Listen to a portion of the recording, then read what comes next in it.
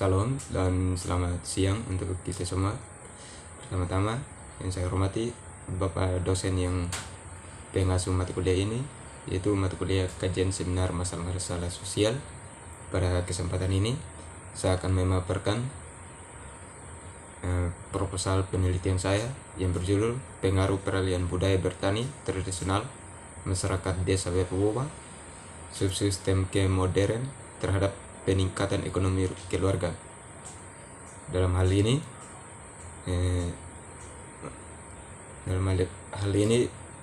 untuk memenuhi tugas UAS saya, dan untuk itu untuk mempersingkat waktu, perkenalkan, nama saya Dentris Billy dengan NIM 17340-318, jurusan Sosiologi, kelas B reguler sore.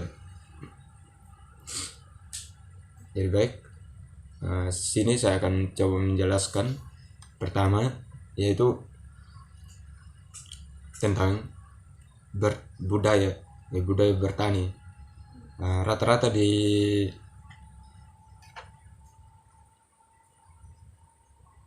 desa Wewuwa itu semua penduduk itu dalam memenuhi kebutuhan mereka itu adalah bertani, dan bertani itu adalah salah satu aktivitas untuk mereka memenuhi kebutuhan mereka.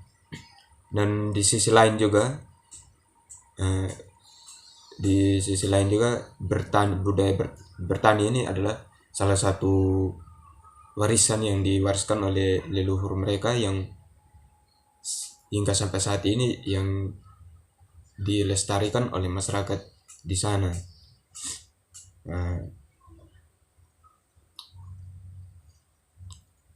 Di sisi lain juga budaya bertani ini bukan hanya kebutuhan ekonomi keluarga saja atau kebutuhan sehari-hari mereka saja, namun di sini bisa juga untuk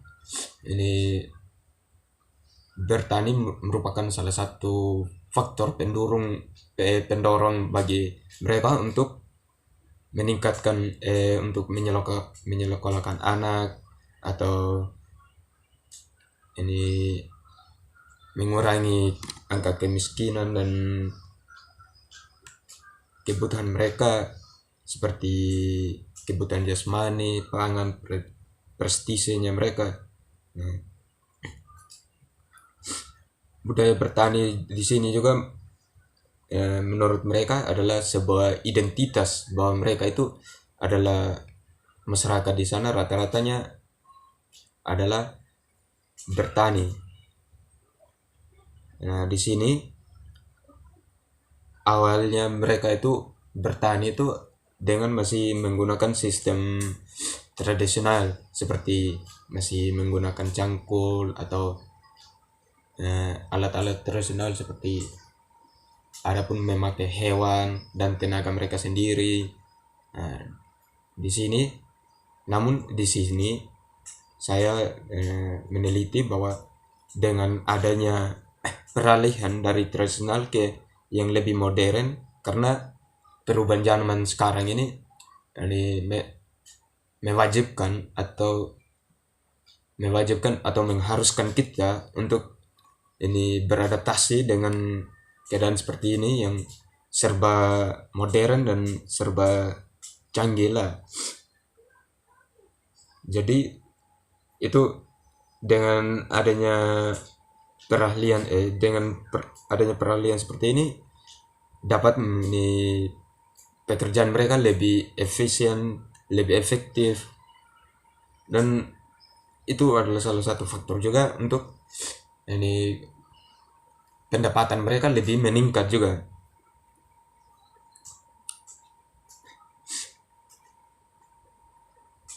Sehingga perlunya peralihan budaya bertani itu dari yang tradisional ke modern. Itu adalah salah satu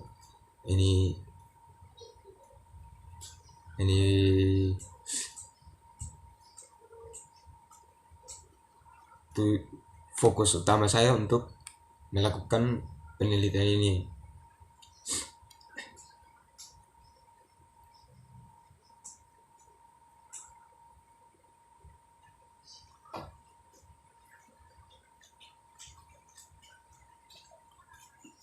Dan untuk ada juga beberapa teori yang saya gunakan di sini, seperti yang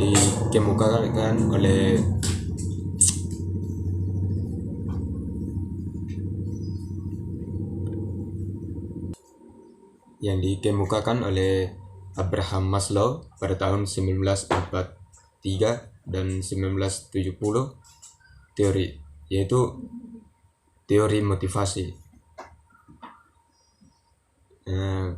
mencetuskan bahwa semua manusia memiliki kebutuhan pokok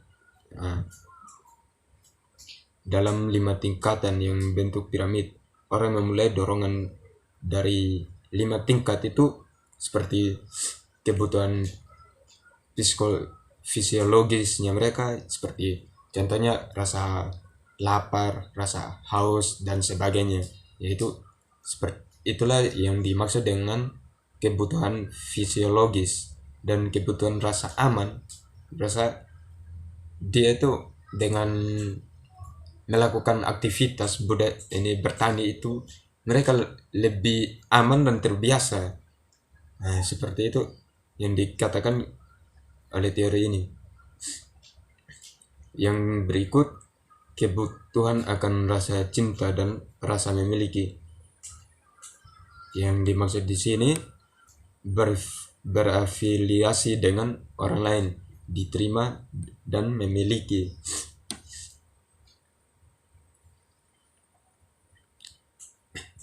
Yang keempat, kebutuhan akan berpenghargaan, bahwa yang dimaksud di sini adalah bagaimana mereka melakukan suatu pekerjaan itu, seperti bertani.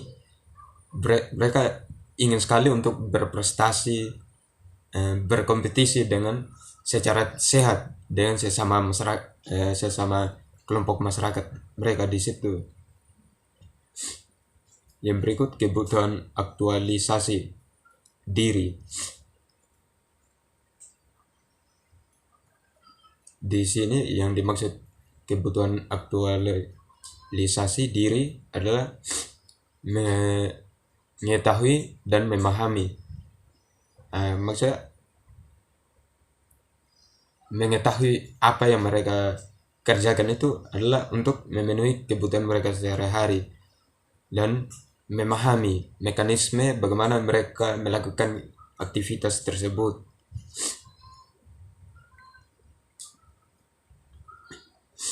Berikut, teori kebutuhan prestasi. Teori kebutuhan prestasi merupakan sebuah teori yang digagas oleh David McClelland.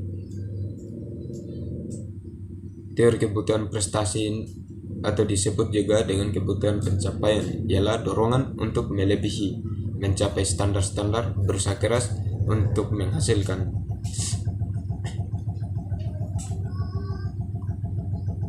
Ada beberapa ciri teori prestasi di sini, yaitu yang pertama, bekerja keras, mengembangkan cara-cara baru dalam menyelesaikan masalah. Yang kedua, mempunyai tanggung jawab secara pribadi untuk menemukan solusi pada problem yang ada. Yang ketiga, cenderung untuk menetapkan sasaran prestasi yang cukup sulit dan mengambil risiko yang diperhitungkan. Yang dimaksud di sini, mereka memfokuskan suatu kegiatan yang dilakukan itu pasti ada tujuannya, seperti memenuhi kebutuhannya, dan mereka itu sudah memperhitungkan semuanya risiko yang akan mereka hadapi. Yang berikut, keinginan yang kuat memperoleh umpan balik yang konkret pada performance kerja. Yang kelima, perasaan sangat menikmati tugas dan menyelesaikan tugas. Berikut teori Kluklon.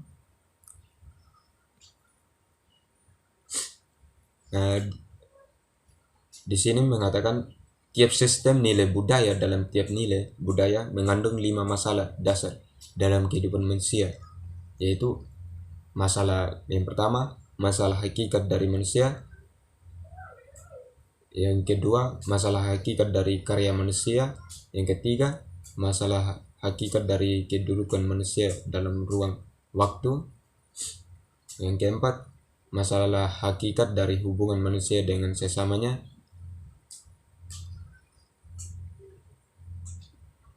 Yang berikut, masalah hakikat dari hubungan manusia dengan alam sekitarnya.